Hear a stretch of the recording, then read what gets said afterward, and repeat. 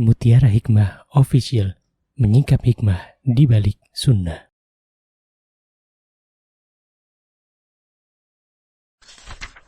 Salurkan donasi terbaik Anda untuk mendukung dakwah Mutiara Hikmah Official.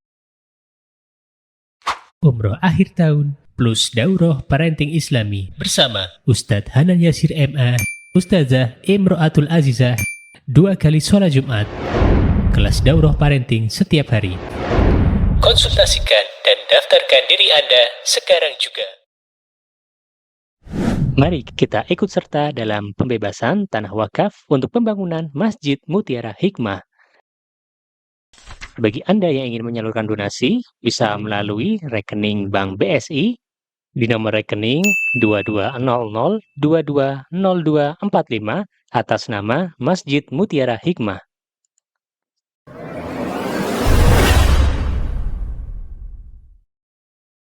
Baik ibu-ibu jamaah Majelis Ta'lim Raudatus Salihah yang saya cintaikan Allah, insya Allah hari ini kita akan menyelesaikan 2 hadis sekaligus. Kitab Umdatul Mar'ah, ya, karya Syekh Dr. Adil Hasan Yusuf Al-Hamad. Dan insya Allah setelah ini sudah jadi Ustazah Ummu Afgan kitabnya. Kami tulis, saya dan Ustaz Hanan, alhamdulillah sudah dapat fadilah amal tentang akhlakul karimah. Ya, kenapa ibu-ibu kami pilih tentang akhlakul karimah, tentang adab? Karena subhanallah hari ini yang namanya pengetahuan itu bisa dicari di sosial media. Tapi yang namanya akhlakul karimah, yang namanya adab itu tidak bisa dipelajari lewat sosial media. Kita harus membiasakannya. Dan ibu-ibu tahu yang namanya ilmu. Ketika kita mempelajari sebuah ilmu, maka kita mendapatkannya dengan adab. Ya, semalam saya ada kabar dari syekhah yang ada di Mesir. Ya, beliau berkabar kepada saya.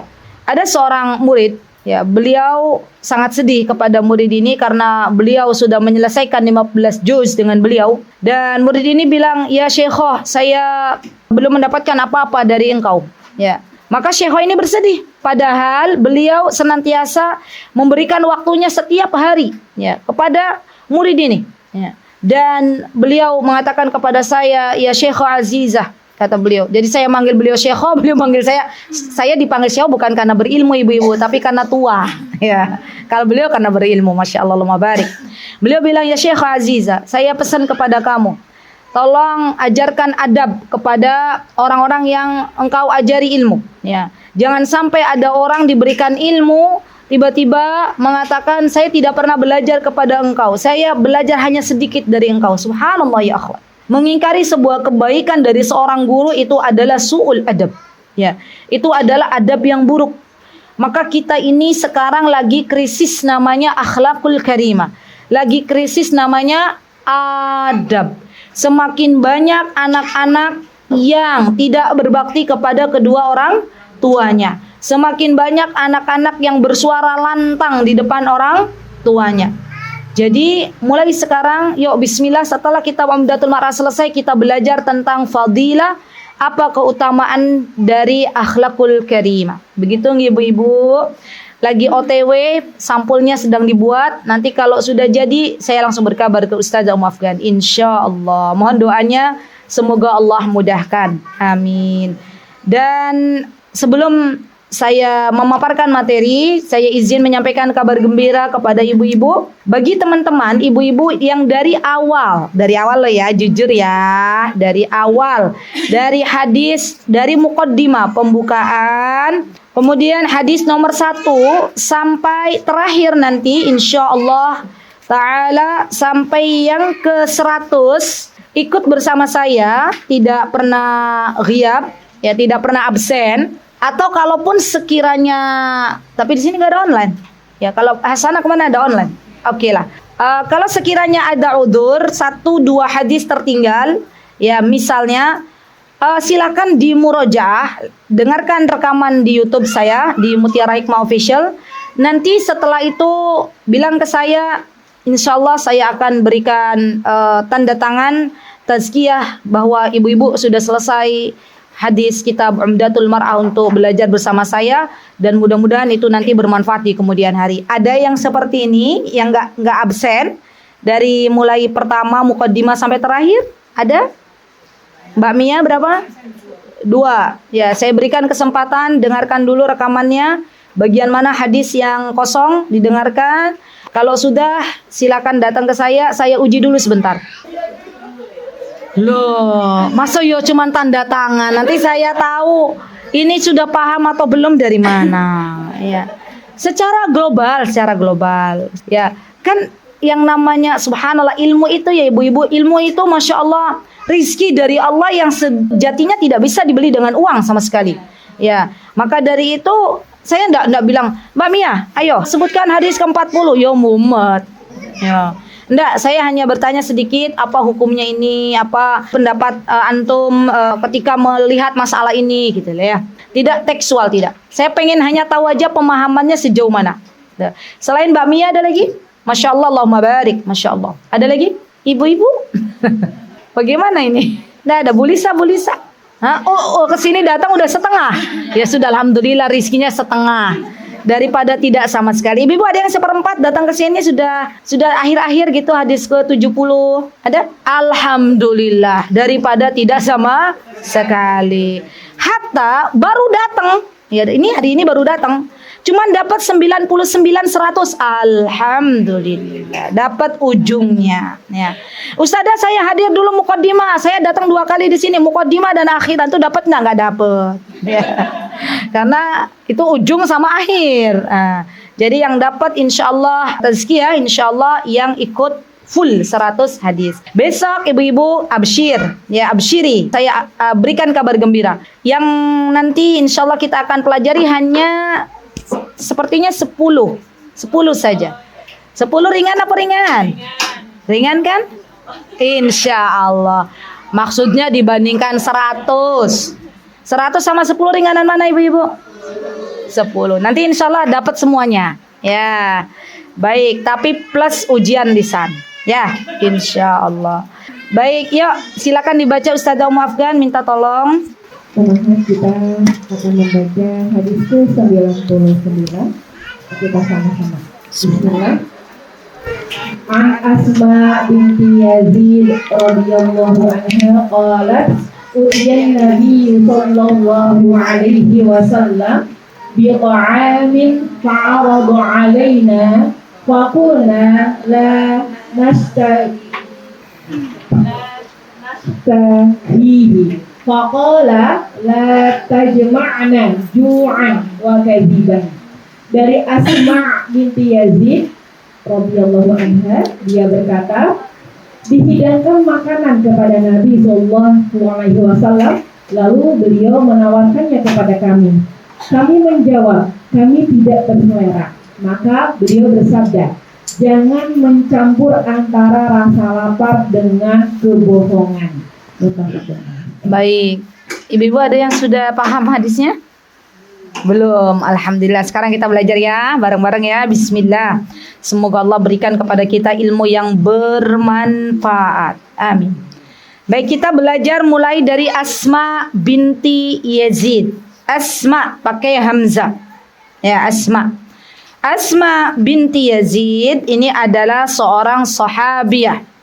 Ya, ibu-ibu masih ingat enggak? Ini saya kalau ajarin ibu-ibu apa bagi ilmu di teras Quran itu semangat murojaah, enggak tahu.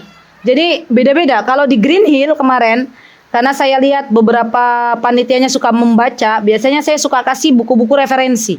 Ya, ada buku ini, ada buku ini, ada buku ini. Ya. Kalau di MPB karena rata-rata para sesepuh, jadi pelan-pelan. Kalau di sini karena ibu-ibunya campuran, ya ada mamut, ada mama tua, ada mama muda gitu ya. Ada apa lagi, ibu-ibu? Ada eyang tua gitu ya. Jadi saya lebih suka murojaah. Kalau di teras Quran lebih suka murojaah. Ya, oke, baik. Apa definisi sahabiah? Yo, 1 poinnya. Ayo ibu-ibu, murojaah. Murojaah itu berarti ilmunya sudah saya pernah beri. 1, definisi sahabiah. Orang pada zaman Rasulullah Ini suaranya Mukrota ini. Definisi sahabiyah itu apa? Hah? Apanya zaman Rasulullah?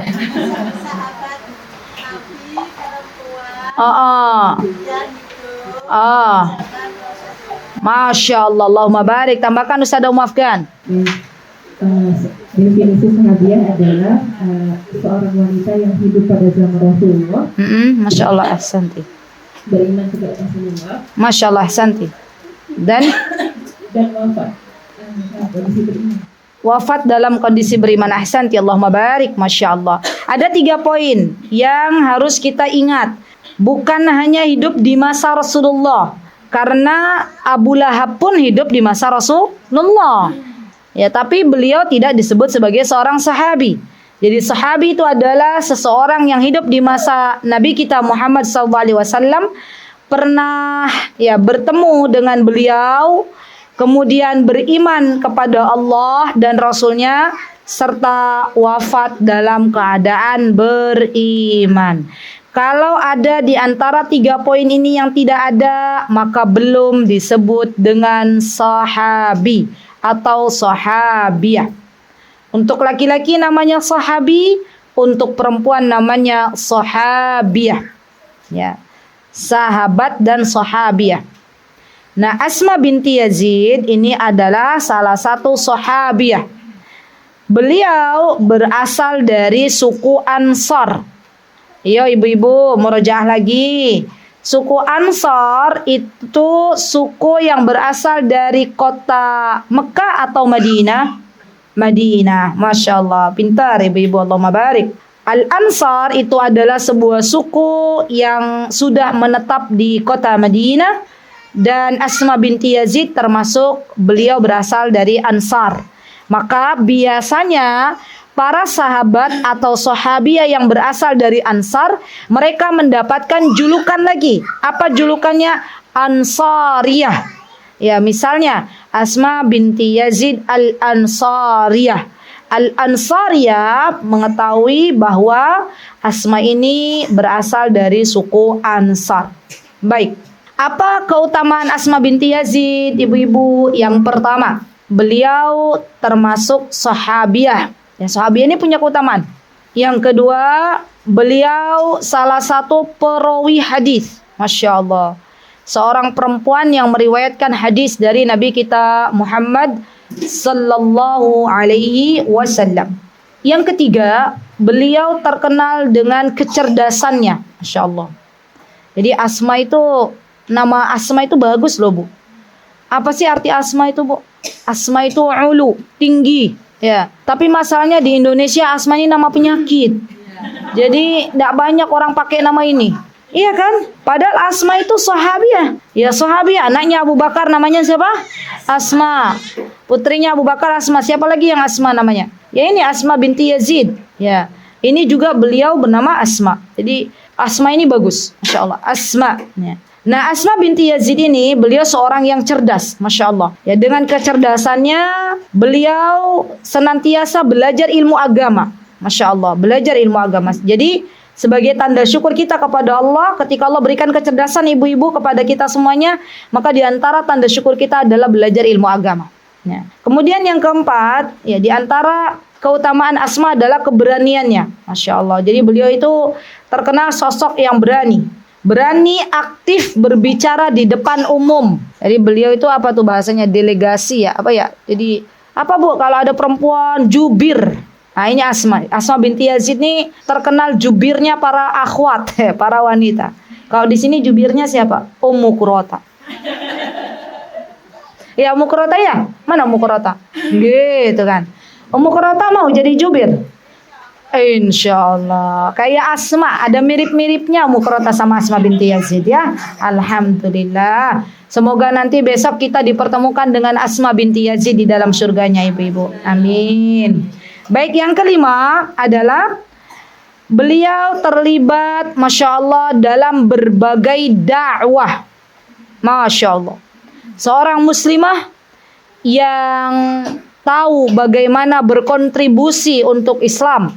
Karena ibu-ibu Islam ini telah memberikan sesuatu kepada kita, kalaulah bukan karena Allah yang memberikan hidayah kepada kita menjadi seorang muslimah, maka wal'iyadzubillah, ya kita tidak bisa masuk surganya Allah. Maka sekarang apa yang bisa kita lakukan? Apa yang bisa kita kontribusikan kepada Islam? Asma binti Yazid, beliau hobi berdakwah.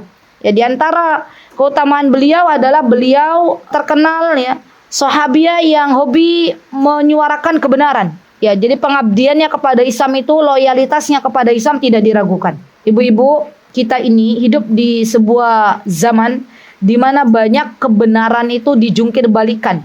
Nggih mboten? Banyak fakta yang tidak sesuai dengan kebenaran. Maka di antara tugas kita adalah ketika kita tahu itu adalah suatu kebenaran, maka kita harus sampaikan. Walaupun konsekuensinya ada. Ya, ingat, lebih baik kita juara di hadapan Allah daripada kita juara di hadapan manusia. Ya, orang yang menyerukan kebenaran pasti ada orang-orang yang tidak menyukainya. Tapi setiap orang pasti dia punya komentar masing-masing. Ya, jadi teruslah kita berdakwah menyerukan kebenaran ini untuk Allah Subhanahu wa taala. Baik, kemudian setelah kita mengetahui ya keutamaan Asma bintu Yazid, maka kita masuk ke sebuah hadis di mana Asma binti Yazid beliau berkata, qalat, Masya Allah ya, utiyan nabiyyu sallallahu alaihi wasallam bi ta'amin. Ya, dihidangkan kepada Nabi kita Muhammad SAW makanan. Fa'arada alaina.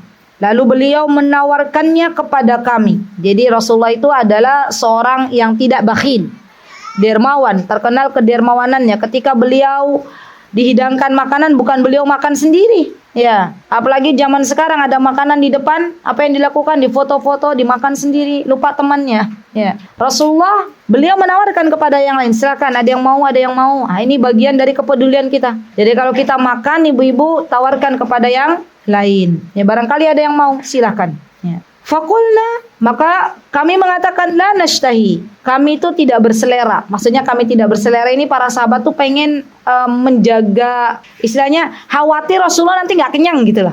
Paham nggak, ibu-ibu? Mungkin makanannya sedikit, Rasulullah menawarkan.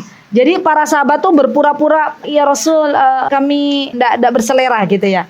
Maka kata Rasulullah, la tajma'na ju'an wa kadziban.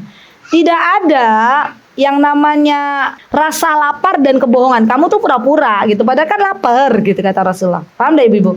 Jadi di sini menunjukkan bahwa para sahabat tuh punya adab, ya, punya adab kepada gurunya. Tahu itu makanan hanya semangkuk, ya. Kalau mereka makan, ikut makan, yo mbok Rasulullah nanti nggak kenyang. Maka mereka berpura-pura kami tidak selera. Ya, sama dengan anak dan ibu. Kalau hanya ada makanan satu piring, anaknya belum makan, kira-kira ibunya bilang apa? Ibu sudah kenyang nak, silahkan dimakan. Padahal ibunya lapar. Ya itulah pengorbanan seorang ibu. Masya Allah. Ibu itu adalah seseorang yang tidak ingin apa-apa yang menjadi kesusahannya diketahui oleh anaknya. Yang penting anakku bahagia, gitu kan? Yang penting anakku semangat belajar. Padahal ibunya kalau nyari uang untuk SPP sampai berjuang. Tapi nggak pengen anaknya tahu kalau itu adalah sebuah perjuangan. Maka saya doakan semoga ibu-ibu yang ada di buminya Allah yang sedang berjuang ya untuk anak-anaknya dalam rangka menuntut ilmu, semoga Allah masukkan ke dalam surga Firdaus. Amin. Jadi ibu-ibu ini Masya Allah, the power apa? Power ya. Ya, emak-emak ya. Jadi tenang ibu-ibu, kita hidup di dunia ini hanya sebentar.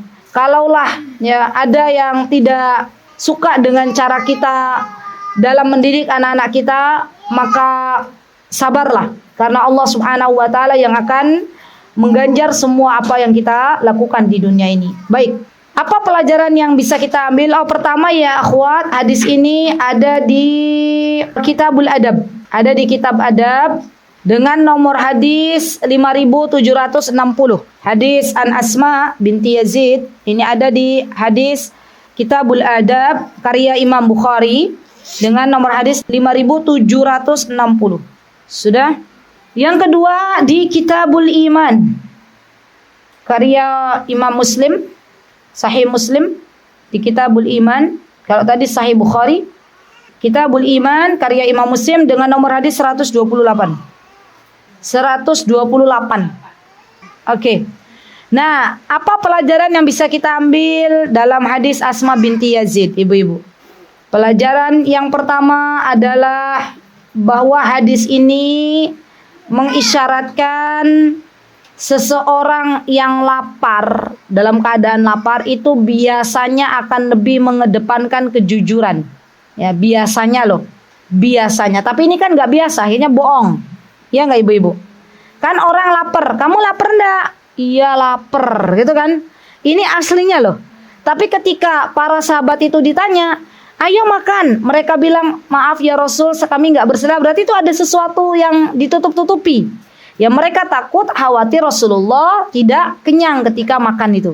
Jadi sebenarnya dalam kondisi lapar itu orang akan lebih jujur karena dia butuh makan.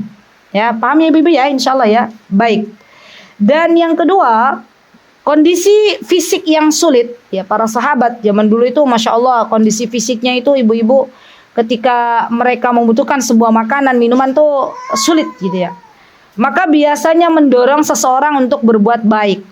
Ya kondisi yang sulit, ya dia melihat nih, ya di sekelilingnya ada orang yang butuh, ada orang yang tidak punya makanan, biasanya mendorong kita untuk berbuat kebaikan.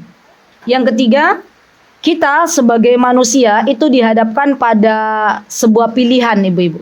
Pilihan untuk memegang sebuah prinsip. Apa prinsipnya? Jujur atau tidak jujur. Orang-orang yang memegang prinsip jujur, apapun keadaannya, maka dia akan berkata jujur. Tapi orang-orang yang dia tidak punya prinsip jujur, maka dia akan tergoda dengan setan dan dia tidak akan jujur.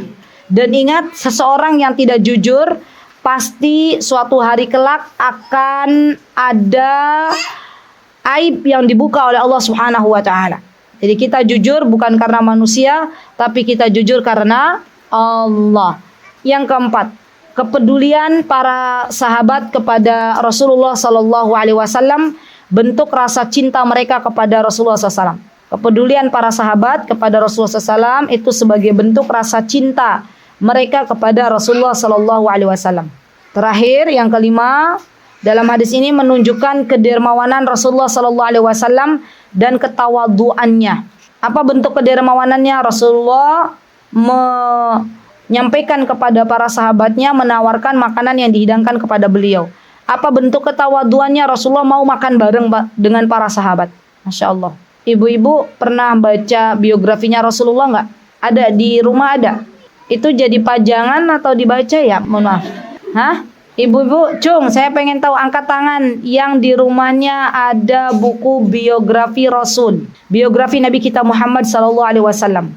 1, 2, 3, 4, yang lain 5, 6, 7, 8. Oke, saya doakan semoga yang belum punya segera miliki. Kenapa? Karena Rasulullah itu ketika beliau di penghujung hayat beliau, ibu-ibu, yang diingat siapa? Kita, umatnya. Jadi sudah kewajiban dari kita sebagai umatnya untuk mempelajari silsilah kehidupan beliau. Karena pada diri beliau itu ada suri tauladan. Laqad kana lakum fi Rasulillahi uswatun hasanah. Ya, pada diri Rasulullah itu ada teladan. Bagaimana kita mau mencintai Rasulullah kalau kita tidak pernah membaca tentang biografinya Rasulullah sallallahu alaihi wasallam? Ya. Jadi ibu-ibu minta sama Allah, Ustazah belum ada uang, minta sama Allah, minta sama Allah. Apa mintanya? Ya Allah, berikanlah kecukupan hamba untuk bisa membeli buku biografi Rasulullah. Ya. Minta sama Allah. Kita ini hidup ini tidak ada yang bisa kita lakukan kecuali atas pertolongan dari Allah. Masa kita mau ya bela-belain beli skincare yang harganya ratusan ribu, ya apa jutaan ibu-ibu? Kalau warga Rodotus Soria ini skincare-nya jutaan atau ratusan ya? Berapa digit? Nggak pakai, alhamdulillah. Ya, boleh nggak untuk kita merawat tubuh, merawat muka? Boleh. Ya, boleh. Tapi nggak pakai boleh nggak? Ya boleh juga. Ya. Nah, ibu-ibu, daripada kita carean, ya, yang harganya ratusan ribu, bahkan mungkin ada yang berani jutaan, ayo sebagian uangnya kita alihkan untuk beli buku. Ya, karena buku itu merupakan nilai tabungan kita. Ya, di hadapan Allah Subhanahu wa taala. Ada nilai investasi di situ. Ya. Dan investasinya bukan hanya dinikmati oleh kita, tapi juga oleh anak-anak kita. Baik, kemudian hadis yang terakhir adalah ini terakhir ya. Silakan dibaca Ustazah Ummu Afgan. Dari Rasulullah kita masuk ke hadis yang terakhir, hadis yang ke-100. Bismillah, kita baca sama-sama. An Atha ibni Abi Rabah qala li Ibnu Abbas ala urika imra'atan min ahli jannah kuntu bala qala hadhil mar'atus sauda atatin nabiyya sallallahu alaihi wasallam faqalat inni usra wa inni atakashaf fad'ullaha li qala in syi'ti sabarti walakil jannah wa in syi'ti da'autullaha ayyu'afiyak faqalat asbiru faqalat inni atakashaf fad'ullaha bi alla atakashaf fada'alaha. Masya Allah, ibu-ibu, Masya Allah, Syekh menutup materinya dengan hadis yang sangat bagus. Sangat bagus. Dari hadis ini kita bisa belajar banyak sekali pelajaran untuk kehidupan kita. Yuk kita fokus sedikit, insya Allah ya, ini hadis terakhir. Semoga hadis yang kita pelajari yang terakhir ini Allah mampukan kita untuk bisa mengamalkannya. Amin. Allahumma amin. Baik. An Atha ibni Abi Rabah. Atha ibni Abi Rabah ini adalah seorang tabi'in. Jadi bukan seorang sahabi. Atha bin Abi Rabah adalah seorang tabi'in. Ibu-ibu, Ummu Qurrata, tabi'in itu definisinya apa? Kalau sahabat kan tadi orang yang hidup sezaman dengan Rasulullah, yang beriman kepada Allah dan Rasulnya serta wafat dalam keadaan beriman. Sekarang definisi tabi'in. Apa Ummu Qurrata? Ayo, katanya Jubir. Ya, berdiskusi juga boleh. Ayo, kelompok Ummu Qurrata. Sahabat. Apa Ummu Qurrata?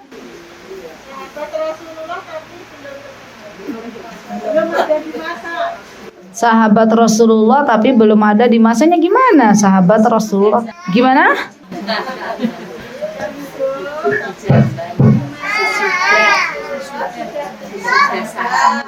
Oh ya, baiklah, tidak apa-apa. Jazakillah khair, barakallahu fiik. Walaupun yang lain bingung juga, ya, tidak apa-apa ya. Kenapa Bu? Oh betul, ahsanti. Tabi'in, jazakillah khair, adalah orang-orang yang hidup sezaman dengan sahabatnya Rasul. Kata Ummu Qurrata, yo tadi mau bilang begitu Ustazah. Ya, gitu ya. Baik. Jadi tabi'in itu orang-orang yang hidupnya tidak lagi sezaman dengan Rasulullah, tapi sezaman dengan sahabat-sahabatnya Rasulullah. Baik. Ada sahabat, ada tabi'in, ada atba'ut tabi'in, pengikutnya para tabi'in. Berarti definisi atba'ut tabi'in ini apa ibu-ibu? Orang yang bersama dengan para tabi'in. Masya Allah, Allahumma barik. Atba'ut tabi'in adalah orang yang hidup sezaman dengan para tabi'in. Ya, insyaallah sudah paham nggih ibu-ibu? Baik. Atha bin Abi Rabah, Masya Allah, adalah seorang ulama yang besar. Ulama yang terkenal banyak ilmunya. Beliau dulu adalah seorang budak. Ya, dan ini bagus nih. Saya ada di rumah ibu-ibu biografi para ulama. Ya, termasuk biografi Atha bin Abi Rabah. Saya bacakan ke anak-anak kalau malam. Ya. Imam Malik, Imam Syafi'i, Imam Ahmad, Imam Abu Hanifah, termasuk biografi Atha bin Abi Rabah. Ya, kenapa? Biar anak kita itu nggak disibukkan dengan artis Korea. Ya, ibu-ibu, kalau anak-anak kita tidak diajari mencintai Rasulullah, mencintai para sahabat, mencintai para ulama, yang mereka cintai siapa? Artis. Yang mereka cintai siapa? Temannya, gitu ya kan. Tapi kita berusaha untuk membacakan ini. Nah, Atha bin Abi Rabah ini adalah seorang ulama yang dulunya budak. Lihat ibu-ibu, perhatikan ini. Seorang budak yang dia tahu diri, membagi waktunya untuk 3 hal. Yang pertama, beliau bagi waktunya untuk Allah. Ya, beliau rajin beribadah. Yang kedua, beliau bagi waktunya untuk tuannya. Karena beliau budak, berarti beliau harus bertanggung jawab. Amanah. Apa-apa yang beliau hendaknya lakukan, maka beliau lakukan. Yang ketiga, beliau fokuskan untuk belajar menuntut ilmu agama. Berarti Atha bin Abi Rabah itu membagi waktunya 3. Yang pertama untuk Allah, yang kedua untuk tuannya, yang ketiga untuk belajar menuntut ilmu. Pertanyaannya, ibu-ibu membagi waktunya berapa dalam sehari semalam? Ada berapa poin? 3, Masya Allah. Yang pertama muqarata. Masya Allah. Terus yang kedua pengajian. Yang ketiga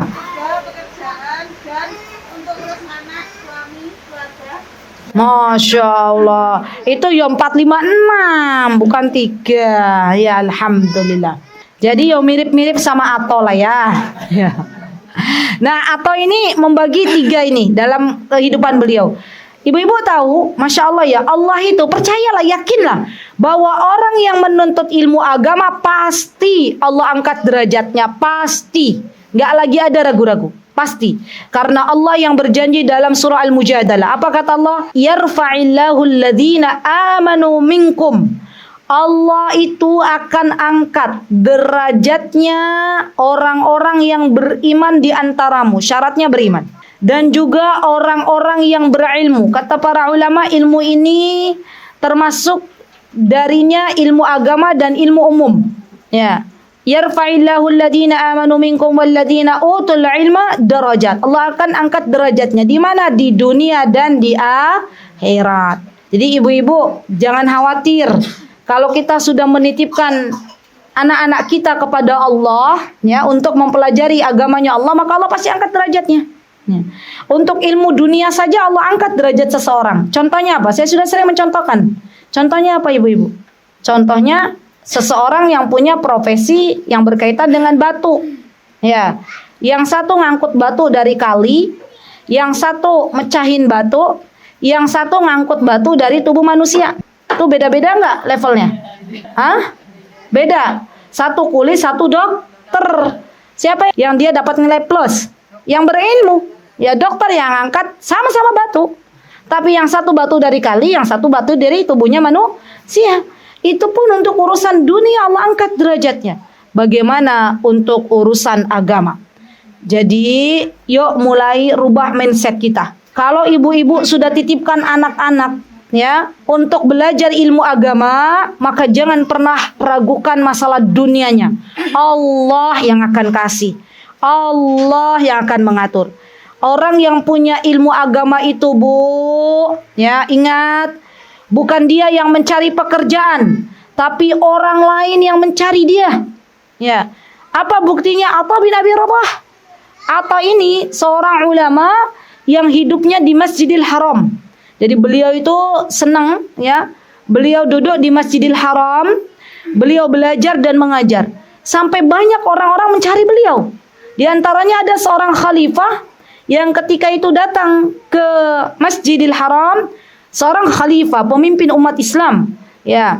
Beliau mencari di mana Atha, ya, Atha bin Abi Rabah mana? Seorang ulama yang terkenal ilmunya, Masya Allah. Dan yang mencari Atha ini bukan hanya orang-orang Mekah, tapi dari berbagai belahan bumi Allah. Kalau datang ke Mekah, yang dicari Atha. Masya Allah. Jadi Atha ini adalah seorang ulama yang awalnya budak, kemudian Allah angkat derajatnya menjadi seorang ulama yang disegani oleh banyak orang. Dicari untuk bertanya. Ya, jadi Atha ini hobinya berfatwa. Maksudnya karena beliau punya ilmu, maka beliau berfatwa. Masya Allah. Ibu-ibu yang saya cintai karena Allah, saya doakan ya, semoga anak-anak kita, ibu-ibu, Allah salihkan. Semoga Allah menjadikan anak-anak kita anak-anak yang Allah titipkan ilmu.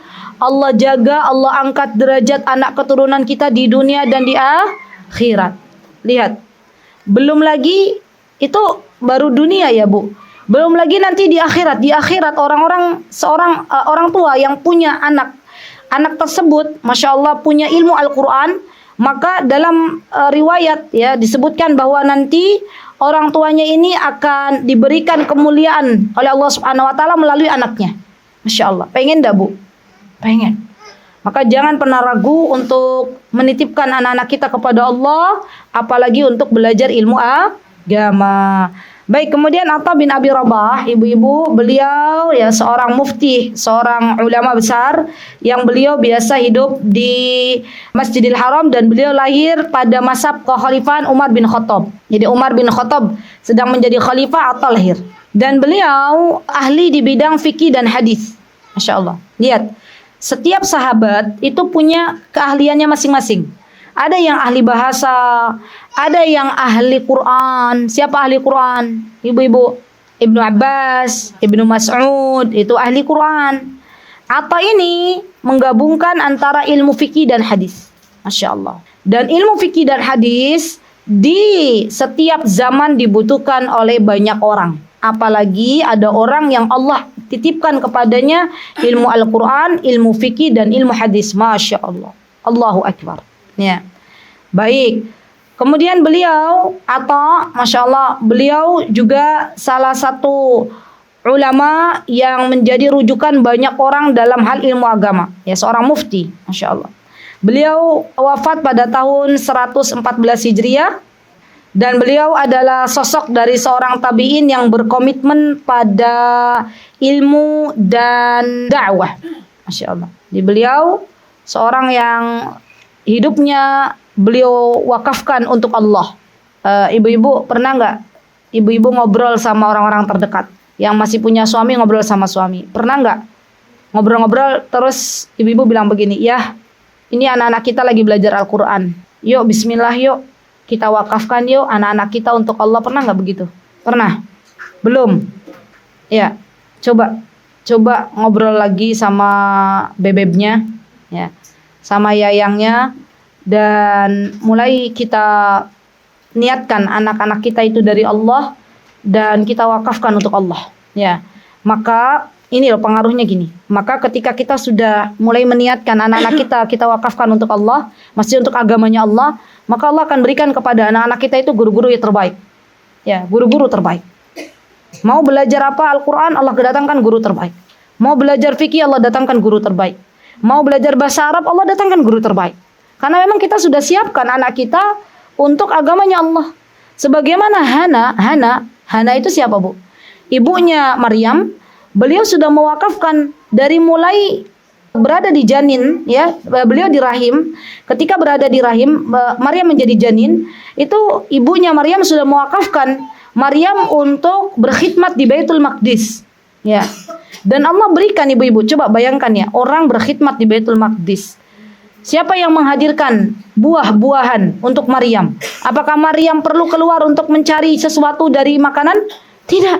Dan ini keajaiban. Allah yang menghadirkan di tempat Maryam biasa beribadah kepada Allah di Baitul Maqdis. Allah yang menghidangkan jamuan-jamuannya. Masya Allah. Lihat. Jadi Allah itu kalau sudah cinta dengan hambanya, Allah itu kalau sudah tahu hambanya ini mewakafkan hidupnya untuk Allah, maka segala keperluannya diurus oleh Allah. Percayalah ibu-ibu, segala keperluannya. Dia butuh baju, Allah datangkan. Dia butuh kerudung, Allah datangkan. Dia butuh makanan yang bergizi, Allah datangkan. Masya Allah. Ya, jadi jangan pernah takut untuk kehilangan dunia, karena sesungguhnya Allah Azza wa Jalla, zat yang memegang dunia ini, akan memberikannya kepada orang-orang yang Allah kehendaki. Baik, kemudian ibu-ibu, Atha bin Abi Rabah berkata kepada Ibnu Abbas. Ayo ibu-ibu murajaah lagi, sedikit lagi. Ibnu Abbas, siapa nama beliau? Allah. Lihat ibu-ibu, anak kecil sudah dibawa ke majlis ilmu. Saya tanya siapa nama Ibnu Abbas? Abdullah katanya. Masya Allah. Allahumma barik, Masya Allah. Gimana ibu-ibu yang udah lama menuntut ilmu? Ya, Masya Allah. Ahsanta ya Abdullah. Saya doakan semoga Allah jadikan engkau wahai Abdullah seorang yang bermanfaat untuk umat. Amin. Masya Allah. Lanjut ibu-ibu. Sudah yang saya kasih hadiah Abdullah aja ya. Baik, lanjut ya. Baik. Qala li Ibnu Abbas, atau namanya Abdullah Ibnu Abbas. Ya, beliau adalah seorang, saya baru ingat. Saya baru kemarin hari Selasa ngajar online. Ya, di Surabaya mengaji online tentang kecerdikannya Abdullah Ibnu Abbas. Selasa kemarin. Jadi Abdullah Ibnu Abbas ini seorang yang cerdik, seorang yang cerdas, Masya Allah. Beliau yang didoakan oleh Rasulullah SAW dengan sebuah doa, Allahumma faqihu fid din wa alimhu ta'wil. Ya Allah, ya berikanlah kepada Abdullah ini ilmu agama, pemahaman ilmu agama, dan seorang yang pandai dalam menafsirkan Al-Quran. Dan Allah berikan itu, Masya Allah. Dan Abdullah bin Abbas punya julukan. Julukannya apa ibu-ibu? Hibrul Ummah. Hibrul Ummah itu lautannya ilmu. Hibr, tintanya umat. Hibrul Ummah, tintanya umat. Jadi ilmunya Allah kasih semua ke Abdullah bin Abbas, Masya Allah. Sampai Abdullah bin Abbas ini, Masya Allah, kata Mujahid, kalaulah ilmu seluruh penduduk bumi ini Allah satukan, maka semuanya ada pada Abdullah bin Abbas. Masya Allah. Jadi ibu-ibu kalau punya anak namanya siapa? Abdullah. Ya, pengen panjang Abdullah Ibnu Abbas. Padahal bapaknya bukan Abbas. Kan orang Indonesia kan lucu-lucu namanya. Ada loh namanya dari kecil bayi lahir awet-awet dinamainya Syekh. Iya, Syekh. Padahal masih kecil, masih bayi. Jadi Syekh, misalnya Syekh Abdullah misalnya. Syekh itu nama bagian dari nama di KTP. Ya, jadi masih bayi dipanggilnya Syekh. Masya Allah.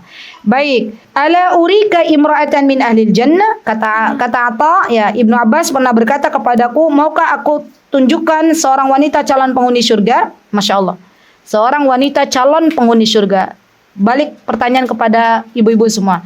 Siapa di sini yang pengen menjadi wanita penghuni surga? Boleh angkat tangan. Masya Allah. Ummu Qurrata, kelompoknya angkat tangan semua enggak?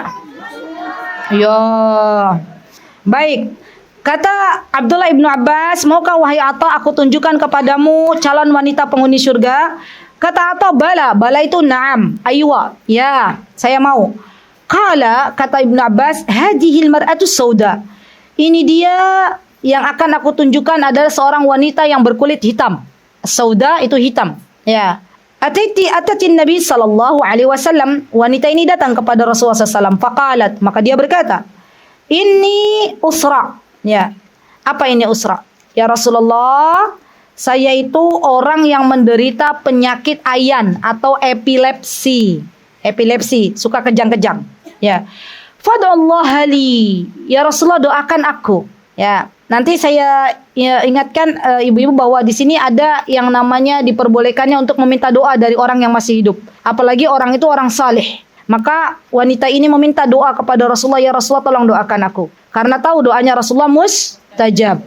Jadi kita boleh ibu-ibu kalau ketemu sama orang yang salihah, misalnya saya ketemu sama seseorang, saya bilang, ya Ustazah, ya Syekho, tolong doakan saya. Ya itu boleh. Ya, yang tidak boleh itu meminta doa dari orang yang sudah meninggal dunia. Itu nggak boleh. Tapi ketika orang itu masih hidup, maka kita diperbolehkan. Sebagaimana wanita ini meminta doa dari Rasulullah SAW. Qala, Masya Allah ya, fadallah li. Maka Rasulullah berkata, qala, in syi'ti sabarti walakil jannah. Wahai wanita yang bertanya, yang minta didoakan oleh aku, Masya Allah jawaban Rasulullah bijak. Kalau kamu sabar dengan penyakit ayanmu, dengan penyakit epilepsimu, maka Allah akan berikan surga untukmu. Masya Allah ya Bu.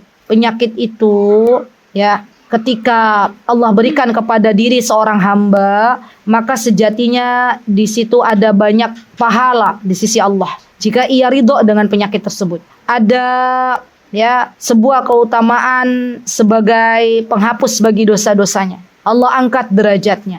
Bahkan wanita ini kalau bersabar kata Rasulullah, maka bagimu surga. Wa in syi'ti, tapi kalau kamu mau, da'autullaha an yu'afiyak, maka aku akan mendoakan engkau agar Allah menyembuhkanmu. Ya, apa jawabannya? Ibu-ibu kalau ibu-ibu punya penyakit, misalnya ya, sering kambuh, terus minta doa nih ke salah satu ustadzah atau syekho, tolong doakan saya. Terus syekhonya bilang, ya kalau kamu sabar, kamu dapat surga. Tapi kalau mau, yo tak doakan, semoga Allah menyembuhkanmu. Ibu-ibu pilih mana?